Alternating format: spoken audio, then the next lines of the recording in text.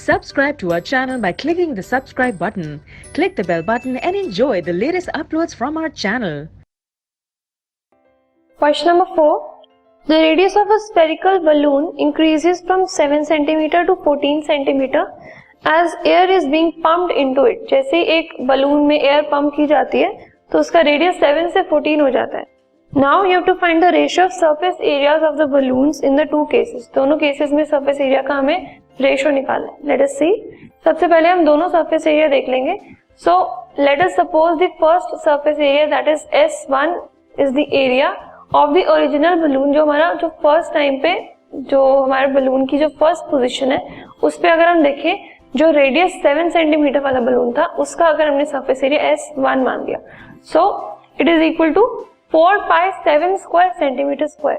Now जो उसमें air pump करने के बाद उसका रेडियस इंक्रीज हो जाता है 14 सेंटीमीटर पे. सो दूसरे सरफेस एरिया को हमने S2 मान लिया.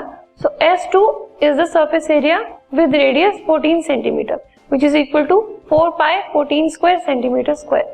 अब हमें इन दोनों की रेशियो निकालनी है. That means S1 upon S2 which is equal to 4π7 square divided by 4π14 square.